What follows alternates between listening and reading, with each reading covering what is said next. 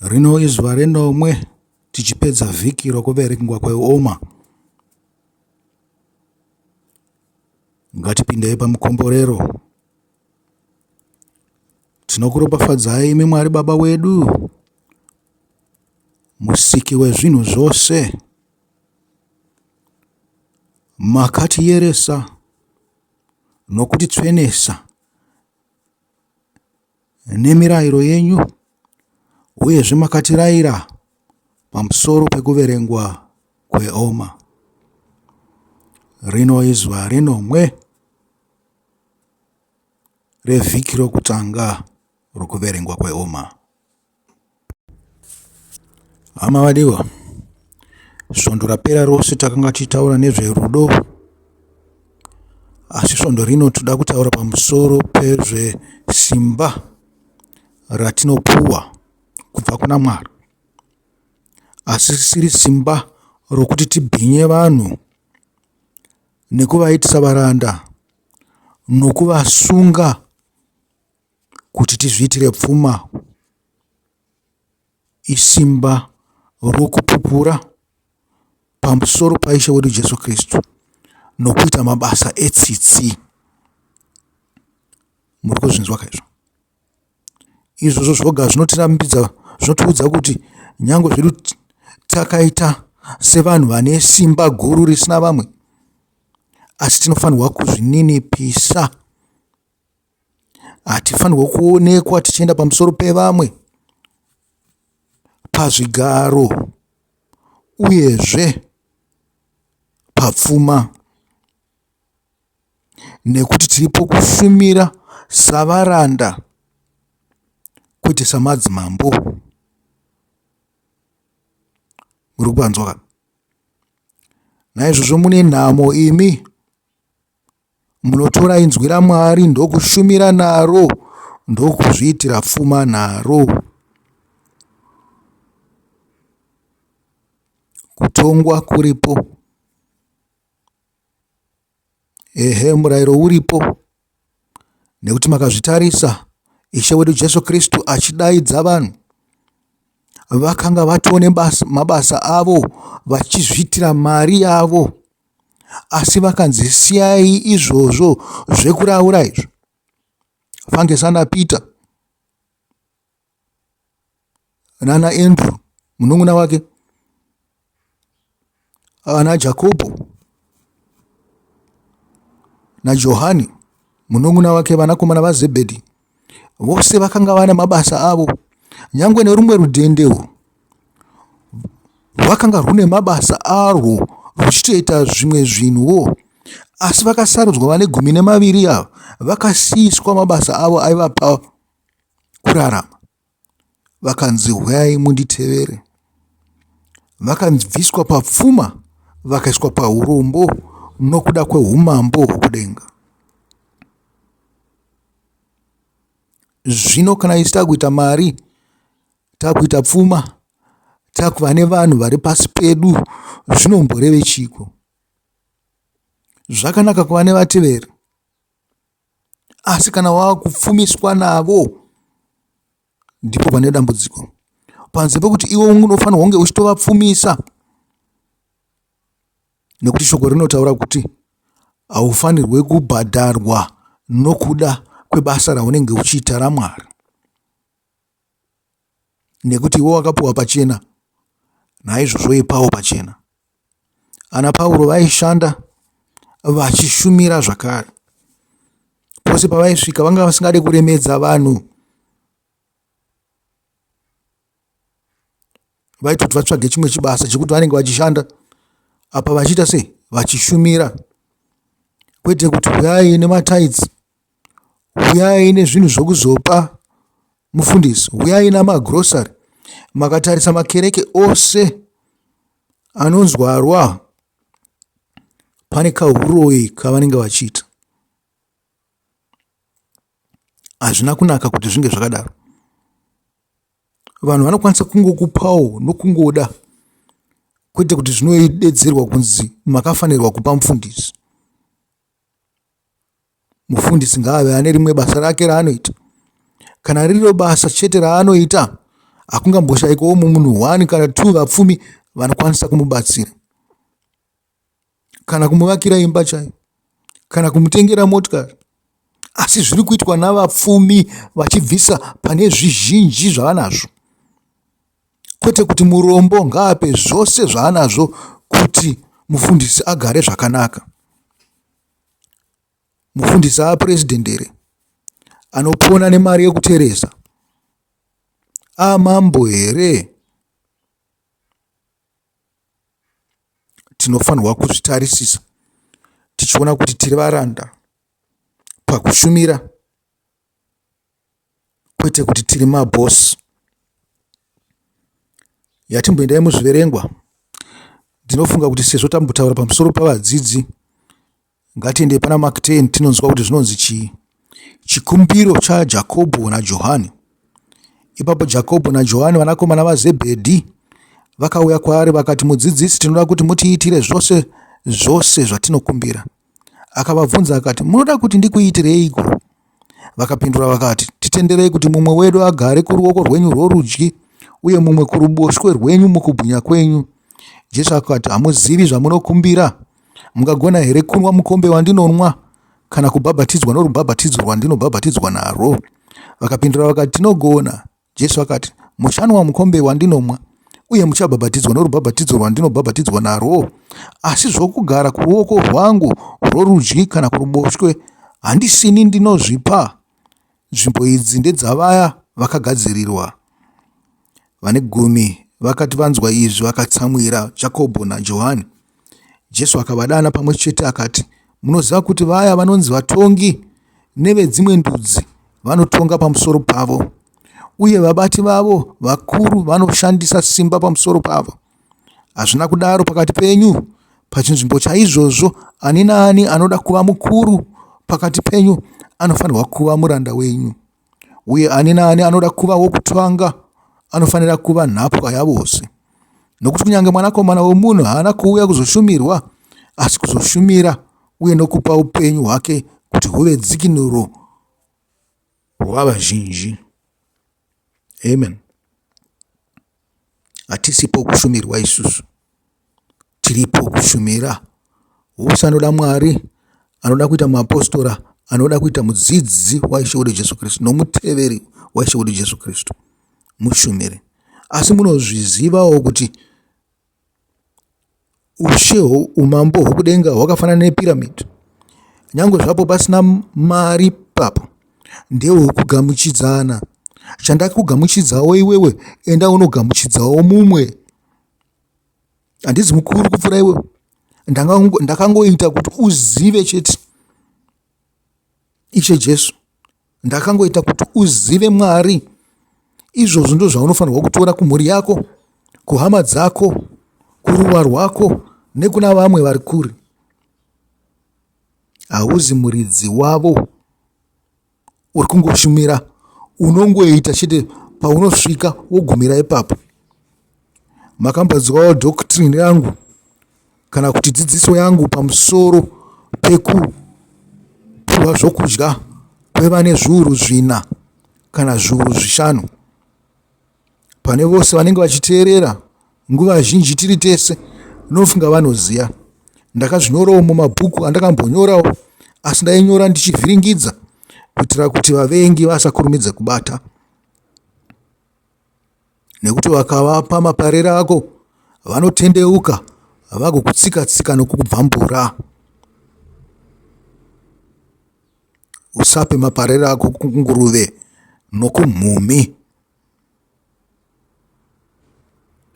Ngative varanda pakushumira. Pane tsiuro dzakanyanyisa pamusoro pekushumira. Yatimbotanga tabata ikoko kuvhangeri. Luka 14:7 inoti akati achiona kuti vakakokwa vaisarudza sei zvigaro zvapamberi patafura, akavaudza mufananidzo uyu akati kwavari, kana mumwe akakukoka kumuchato, usazvisarudzira nzvimbo yapamberi, nokuti mumwe munhu anokudzwa kupfuura iwe angadaro akakokwa. Kana zvakadaro, munhu akakukokai imi vaviri achauya agoti kwauri, ibva ipapo iwe munhu uyu agare. ipapo nenyadzi uchatora chigaro cheshure chokupedzisira. Asi kana wakokwa, utore chigaro cheshure, kuitira kuti kana akakukoka ouya azoti kwauri, shamwari, sumuka uende kundogara panzvimbo iri nani. Ipapo ucharemekedzwa pamberi pavose vawakakoka pamwe chete navo, vawakakokwa pamwe chete navo. Nokuti mumwe nomumwe anozvikudza achaninipiswa, uye uyo anozvininipisa achakudzwa. Amen. Muri kupanzwa? Tsuro iyi iri kuenda kunani? Haisi kuenda kuna vana vaZebhedhi here, vaida kuzviisa pazvigaro zvapamberi vachiti atiite sei? Tikurumidze taskrina vamwe vese vatinavo, nekuti tingazosaya zvigaro zvapamberi zvapuhwa vamwe kana kuti zvatorwa navamwe. Vanga vakuita nhangemutange yapanyika, asi nhangemutange chaiyo yaishe wedu Jesu Kristu ndeyekuparadzira shoko kumativi ose, uye zvekuti vanhu vanzwisise vatevere ishe wedu Jesu Kristu. Ndiyo nhangemutange inodiwa. Haizi yekuswera wakati go paguta rimwe chete, panzvimbo imwe chete, wozvivakira kereke ipapo. Hongu mazuva ano kwakutepfenyurwa, saka shoko rinosvika kure. Zvakanaka kuti munge muchionekwa mune maaudience, zvichionekwa kunzi pane vamwe vanotevera. Asi mafoot soldiers achiripo. Pane vamwe vakangokura kupfuura imimi, vachiri kufamba netsoka vachiparadzira shoko raMwari. Havana kereke dzavanadzo, havana dzimba dzokupindira. Pavasvika ipapo ndo pavanopindira. Paawanira munhu wokugovana naye shoko, ndipo paanopindira. Izvi zvinopupura zvichiti simba rakabva kudenga, nokuti simba rekuunganidza vanhu pamwe chete hatingazive zvedu kuti inobva kupi. Zuva nezuva vanhu vachingouya panzvimbo imwe chete. Zvakanaka zvazvo, nokuti imi munoswera muri kumabasa, paweekend ndo pamunozwana time mozongonounganawo savatendi. Hazvina kushata. Asi kana pose panenge paunganwa navanhu pachava nekuedzana masimba nokuda ukuru. Zvinokuna Mwari hakuna izvozvo. Hazvina basa kuti wakanga une chechi yaipinda 100,000 une mamwe mafollowers 10 billion. Mwari ndiye anokupa chigaro, nokuti basa reushumiri nderekukokerwa. Hauziriwe muridzi weushumiri, uri kutongoita basa rawakapiwa. Zvino muchenjere kuti muchaita basa nepasipo. Imi makuda HuChangamire wapano pasi, musingade HuChangamire wamakapuhwa naIshe Jesu Kristu wokuva muranda uchishumira.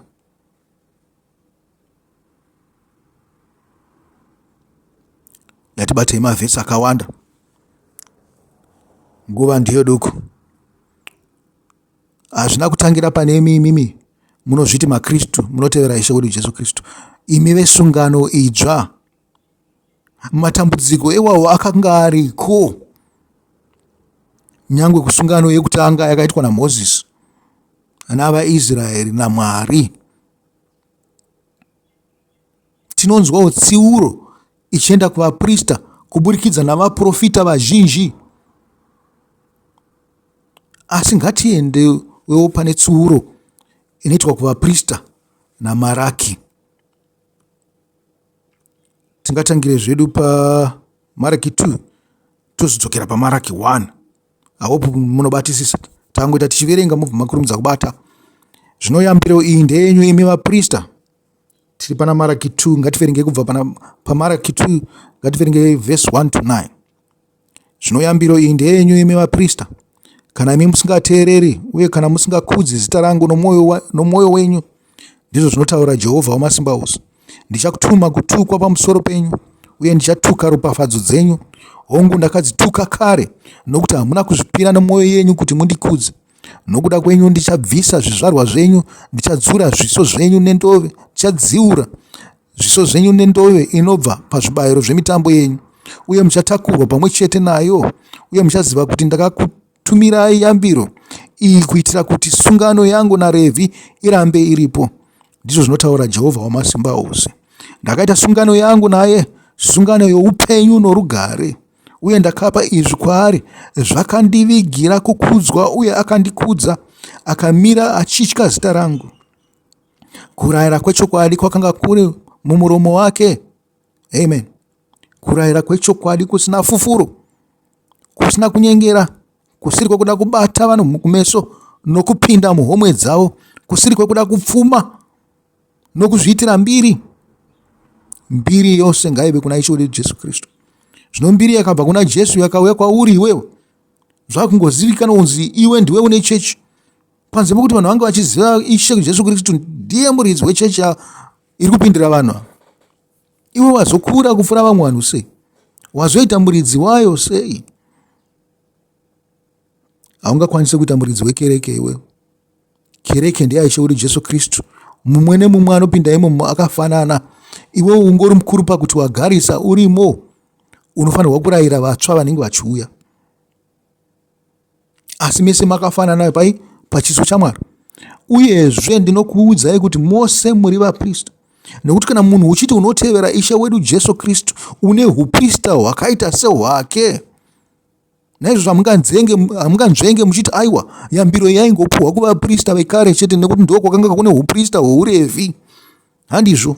Kana uchiti iwewe hauzi muprista, hauzi muteveri waIshe wedu Jesu Kristu. Muri kuzvinzwa kare? Kana ukati hauzi muprista, hauzi muteveri waIshe wedu Jesu Kristu. Hongu iye pachake aiyananisira. Hongu iye ndiye akatiyananisira kamwe chete. Asi pakanga pasina vamwe vaprista here vaishumira vachitevera Aroni? Ndosaka akakuitai vadzidzi kuti muone zvaaita, imi mugoitawo saizvozvo. Imi munoti imi hamuna kuita saKristu sei? Munoti vaapostoli havana kuita saKristu sei? Havana kufira vanhu here vachiita basa ravakatumirwa naIshe wedu Jesu Kristu? Iye Ishe Jesu Kristu aiti basa rose nderaMwari. Isu pano panyika tinoshanda savaranda. Saka kana akafira, kana vakafa vachiparidza, vachiparadzira shoko, vachimanikidzwa, vachitambudzwa kunzi musaite zvamuri kuita izvi, havana kuita saIshe wedu Jesu Kristu here? Havana kufira vanhu here? Iye Ishe wedu Jesu Kristu akanga ati, ndinoda kukuitai varauri vevanhu. Chimbomirai zvehove izvi, muuye kuzoraura vanhu. Ndobva ndafunga kumaraini kwedu kwanga kune mapato okuba aidzi ana zato. Amen. Kuti mwe yacho yainzi ani pickpocket something. Amen. Vairaura homwe dzavanhu. Zvino vafundisi vamazuva ano vakafanana naZato. Maorganization amathieves okuba. Zvokuponesa vanhu zviri kure nawo isecondary issue. Unongoponawo by chance. Yokuti iwo ndiwo akatsungirira kuda Mwari. Aiwa havana basa nazvo. Vanongoda kukuona muchiungana, muchibhadhara mari, muchiita sei? Vanobhadharisa. They are putting on a performance. They are putting on a show. Makasabhadhara munopesana navo. Verse 6. Tiri pana Maraki 2. Kurayira kwechokwadi kwakanga kuri mumuromo wake, uye chisakarurama hachaiwanikwa pamiromo yake. Akafamba nemurugare nomukururama, uye akadzora vazhinji pazvivi. Amen. Nokuti muromo womuprista unofanira kuchengeta zivo, uye vanhu vanofanira kutsvaga dzidziso kubva pamuromo wake, nokuti ndiye nhume yaJehovha Wamasimba Ose. Asi imi makatsauka panzira, uye nedzidziso yenyu makagumbusa vazhinji, makaputsa sungano naRevhi, ndizvo zvinotaura Jehovha Wamasimba Ose.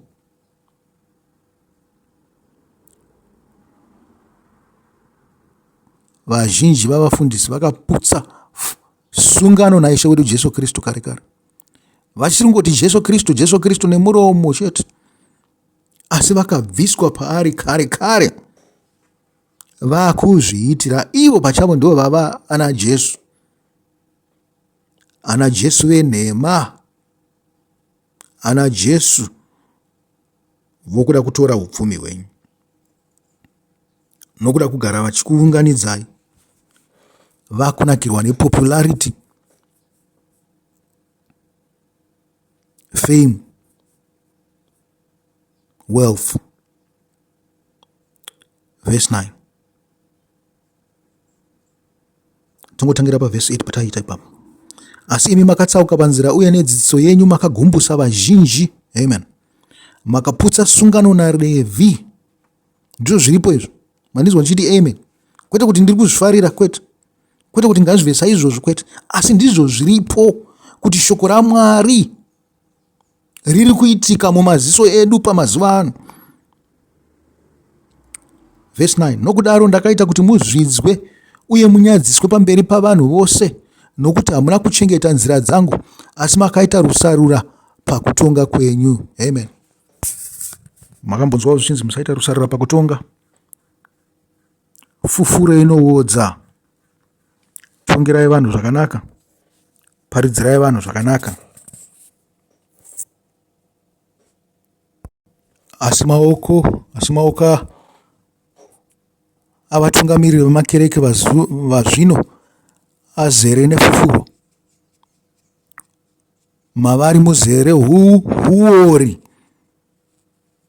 uyezve maoko avo azere uroyi. Maraki 1 yatamboti tichataura zviya kubva paverse 6 kusvika paverse 14.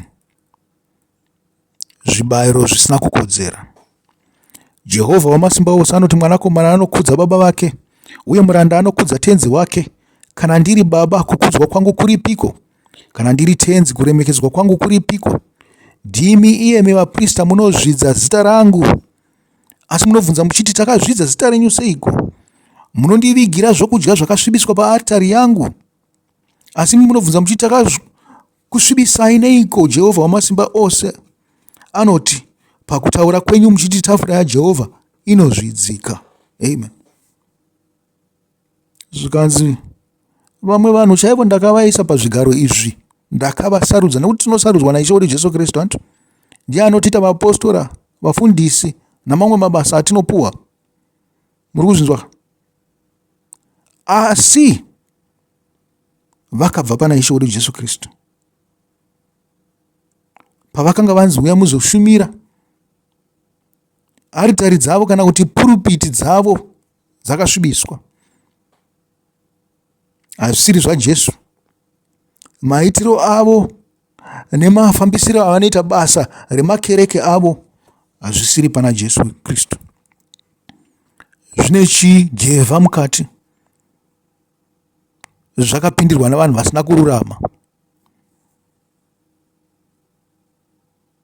Uyezve munonzwa namatauriro avo kuti aya haazi matauriro aMwari.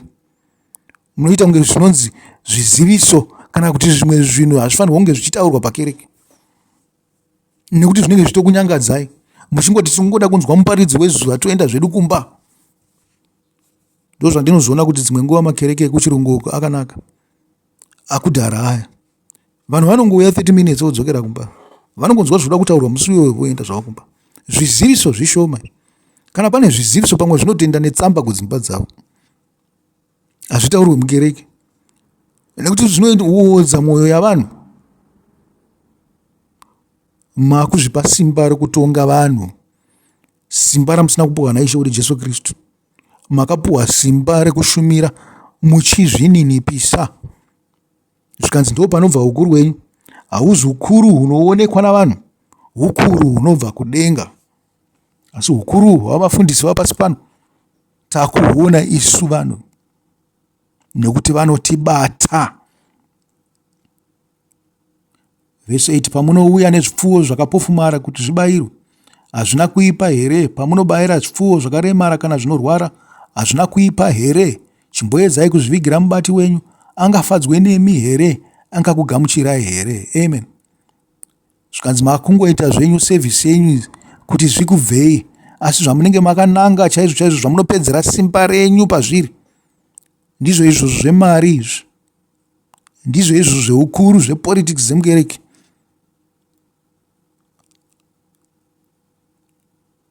Mari idzo dzenzako dzekungoti hatingazongoshayawo chekutaura.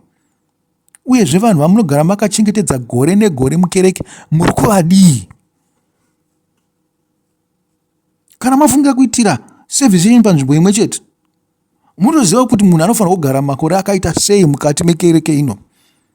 Kana wakaita 2 years warebesa, wapedza nguva yakawandisa uri mukereke imomo, wakufanirwa kuchibuda. Ndinoziva kuti murayiro uyu hamuugamuchire, asi murayiro uri kubva kudenga. Vamwe vakazochema vaita 50 years vari mukereke imwe chete. Vamwe vachiri kungochema nanhasi, asi vaivavo vanovachemedza varongoramba vachienderera vachichemedza vamwe. Nokuti hamunzwirane, hamutarise muchiona huipi. Kuenda kukereke hakureva kuti muri vatsvene. Wakaona uchipinda kereke 10 years imwe chete, pane nharo unofanira kunge kuchitawo basi. Hazvina kushata kupota uchisangana navamwe vanokushumira, asi munofanira kunge muchitoenda kunoshumira kunze uku. Munofanira kunge makutounganidzawo vanhu muchishumira. Kana maona kuti ava vanzwisisa, you move on. Hamungapedze nyika yese kaka muchigara panzvimbo imwe chete. Makuita nemaredhiyo nematv, kumboisawo tsoka dzenyu muchifambira vanhu vari kunzvimbo dziri kure.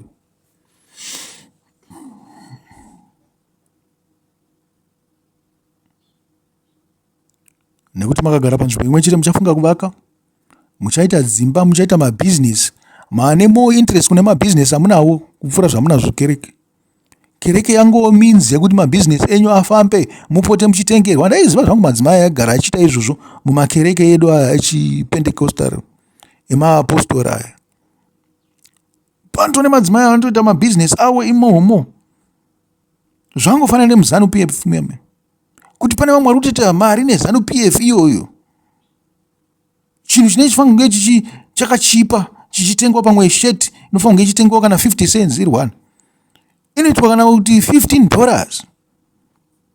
Yese hii profit yake, including profit iri pa 50 cents. Ndo zviri kuitwa mumakereke. Uri hwacho hwakatangira kare, hauna kutanga iko zvinezvi. Kukereke kwatiwo nzvimbo yekutonotengesera. Yatova setemberi iya yakapindwa naIshe uri Jesu Kristu ane chiwepo akarova vanhu kuti vabudemo. Zvikanzi he turned the tables of the money changers. Akavhurira makwai neshiri kuti dzibhururuke. Wakachikaira zvose zvichibuda mutemberi.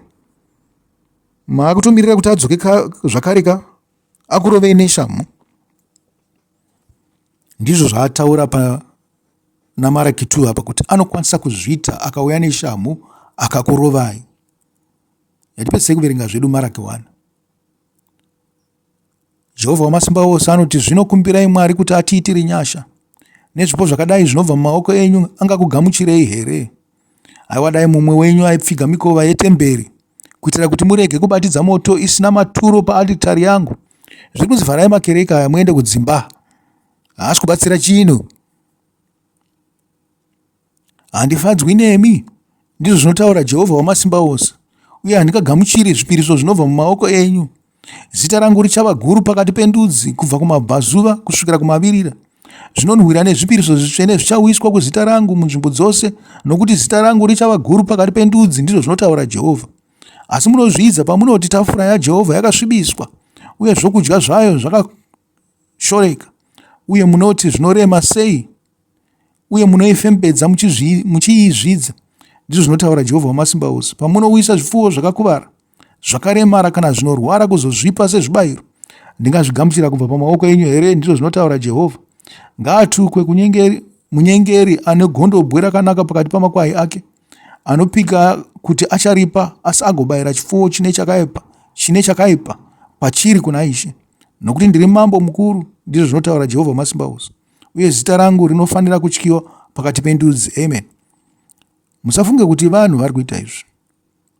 Maprista aiita zvinhu izvi, aiunza zvinhu zvakaremara izvi. vanhu vaiunza zvinhu zvakanaka.